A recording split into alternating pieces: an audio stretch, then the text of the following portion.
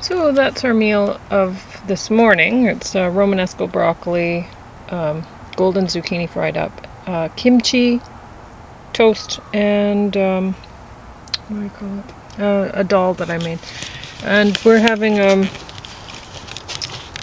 roast juice as usual. Um, mine is what is it? Carrot and mine shouldn't be as gross as James's. Mine, but well, it still has turmeric and black pepper. It's going to be gross. But James has not daikon, kohlrabi in his. So, but he has more bell pepper than I have. I didn't have much bell pepper left over for mine, so I had to use more carrot. Oh yeah, and I put ginger in mine. I didn't put it in his. Oh god.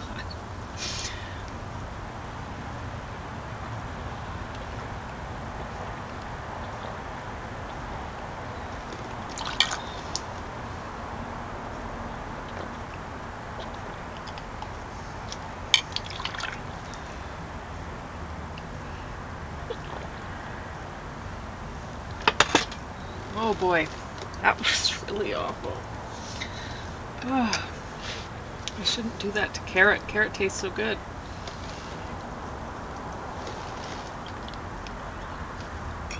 That's okay. I put ancho chili powder in it, leek. A little bit of cloves, tomato, and garlic. I think that's it.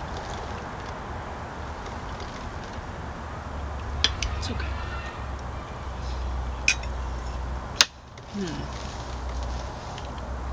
So I may as well talk about this before James comes out. Draw People Every Day by Kagan MacLeod. It's not a very good book, I got to say. It's really what I expect from artists who have an education and has been an illustrator. Anyway, he teaches illustration and drawing courses at Sheridan College in Ontario. Whatever. Now this picture's not so bad now. Like I thought, ooh, well, I can probably learn a few things from this fellow. And maybe I will. But a lot of it's really bad in here, and I don't even know why he bothered to include it, like that. Just awful. But there's some things like page 72, how you draw hands, might be useful, although his hands do not look good. But sometimes they work out all right. And then,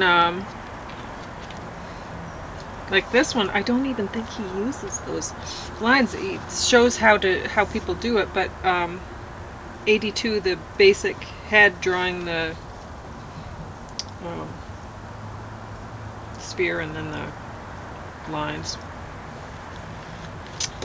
Boy, this wasp is terrible. And then I marked page 88, 89, 91 for ears. Some portrait stuff on 97. 113, I like the different effects of ink on paper. No. And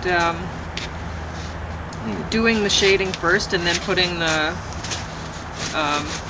the details on over top on page 131. And page 137 and 36, I like that too. The same sort of concept of shading first. And then the color stuff, 172, actually looks not so bad. So, and I like the way that, for the most part, how he adds the color, adding more and more detail as it goes along. So page 180, 181, 184, 185. But honestly, this is more like a... Oh. I was trying to make room for it. It's okay. I didn't realize. It's more like his is drawing a lot of the time. He does gesture drawings in like 10 minutes or whatever. So he talks about using a model and having them pose for 10 minutes or whatever at a time, and that's how he does most of his stuff. But the thing is I find that in the age of cameras, especially digital camera, right now I could click James in 1,000 poses in a matter of minutes and work off of those. And why would I ever need to subject him to sitting in one or standing in one spot for 10 minutes? I mean, it's ridiculous. So when this is what they do in universities and colleges, and this is what's expected, is that if you're an artist, you're going to make somebody pose for you. And really, it's about dominance and submission. It's about control. And it's about power. And it is disgusting, and it has to stop. I've been an art model. And it's not as though you're coming from outside. No.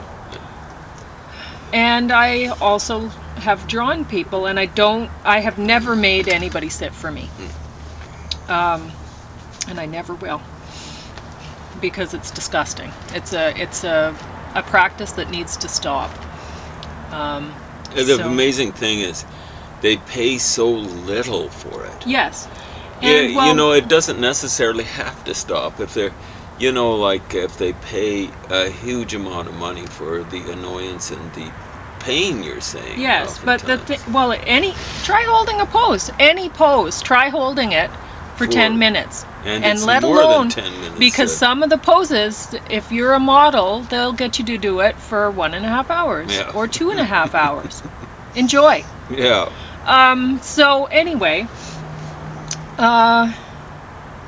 what I was going to say is the reason that why this practice has continued of artists making people model for them is because the artists that are trained today are yellows. They're actually propaganda artists. They're not real artists. And I fear that we've actually lost the ability to teach real artists how to do art. I think it's something that people are just going to have to figure out from scratch, because honestly, the art that's in here for the most part, it's good for in a magazine or for doing propaganda art or something like this. But you know what, in 10 minutes you're not going to be or comic books, or even good ones, like this would make the cover drawing would make an excellent graphic novel page anyway. But the fact of the matter is if you put 10 minutes in, or you put 3 hours to get the job done, you're going to be able to tell which took 10 minutes and which took 3 hours. And sure, somebody can be really good at doing 10-minute art, but if they do 3-hour art, it's not going to maybe look any better or whatever. Anyway, so that's really all I had to say about Draw People Every Day. I don't think it's worth taking out of the library. It came from Fort Macleod. I'm very thankful. And James is going to now talk about a Norwegian book, so I will put this one to the side. There we go. And you can put your book. Well, it doesn't matter. I'll hold it here. It doesn't. I have too many apples I'm collecting on the table. So this is some heavy reading. Look at that. Look at that cover. Heavy reading. What? Yeah. It was a romance novel of sorts, right? Not really. It's a romance about with horses. So I'd say it's roughly for 10 to 14-year-olds. Cover much like the Hardy Boys were this era, 1977. I think the title is Lotte. You remember Lotte, right? It's short for Charlotta or Charlotte. Meets the Russ. And Rus is kind of like a color for ponies. Right? They call this is a Gotland pony or Gothland pony. It's an island off of Sweden, I think. Now, as I recall, this is in Norwegian. No, it's Swedish, sorry. And so hence the Gotland pony. But this is Dams, which is, I think, Pons horse books. Right, so it's a series, right, about horses. And poor Lotta, she had polio, and she can't walk. She even has trouble with crutches. They call them crooks. Isn't that amazing? I think that's what crutch means originally in English. It's a crook. Anyway, she is in her rollstol, which is a roll stool, which is a wheelchair, right? And but she wants to ride a horse, right? And so she gets hold of this horse. And so I've been teaching myself Swedish by just reading without using a dictionary or a grammar. And how I'm doing it is reconstructing it with the help of what I know: English, Old English, Middle and Old English, modern German, and modern Dutch. And modern Dutch I basically taught myself just by myself. And I can go through, I've read maybe a little less than a dozen Agatha Christie novels in Dutch, right? Just using, pulling myself up by the bootstraps. And it goes okay, stuff like that. So I can't figure out everything. On the back it says, Lottie has polio and uses a wheelchair. Lasse, which is a guy's name, it seems almost like Lassie, is often together with her. And I don't know what Triller means, but it's something. He does something for her, to her. But you read the book. I've read it all the way through. So I'm just showing that I don't know, I can't read all of it, right? But I can read enough to grasp what's happening. Right, so they discover a Gotland pony that's been stolen by a couple of thieves working for a kind of like a gang of thieves. But the pony is very enterprising. It escapes from these thieves, and then Lotta and her friend Lasse find the pony out not in the wild. He's like lying down in cornfields and ruining cornfields, eating corn. And eating rye, I think. I think they found him in a rye field. And as I recall, believe me, I didn't read this in one night or stuff like that. It's when they found him, that was a few weeks ago. And then they decide to hide him, right? Even though they know he belongs to someone else. Because right? they're like young. They're what, 12?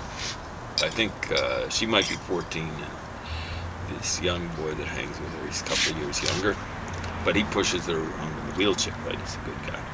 He's got a pop hairstyle. This is 1977, so it's long that hangs over his ear. That's what they call long hairs. That's the pop hairstyle, as in pop music. So but eventually their dad finds out, or her dad finds out, and they just go to the police. And of course, the police have a record of someone filing a report of their Gotland pony disappearing, right? So they know who it is, right? And the funny thing is, they gave it the nickname the Rus, and that was the actual horse's name. You see, they were asking, "What do we call you, horse?" And they were trying different things. Remember what Gareth was saying about Opie? He was asking him different names. What's your name? He said, "It's your name, Opie." He figured his name was Dopey, and he responded to it. But the horse, of course, what he does is when he hears Rus, he neighs. No, it says nicket is the word for nod, right? And that's he's like, "You betcha." That's my name. He's shaking his mane and stuff. And it's really quite cute. I enjoyed it a lot. So Yeah, I don't want to pretend that I can read, like this smoothly. And this is just for 10 to 14-year-olds and stuff like that. So I'm, this is not high literature, but I gotta say I enjoyed it. It comes highly recommended. To all you Swedish people out there, that can read this. Anyone else, you can see what I've done. Like I've gone through many of the pages and just put word for word, what I guess the translation is, and stuff like that. So I had a great time reading it. It was a fun book, and of course I'm well on the way to being able to read real Swedish literature. I'm not going to be doing it tomorrow, but it's a huge step. That's it for me. Well, if you need a little extra huge toast. accomplishment. 124 pages of pure punishment, but I just enjoy this stuff. I know you. There you go. Yep. That's a different kind of review. You're going to be getting more of these sorts of things in different languages. So get ready.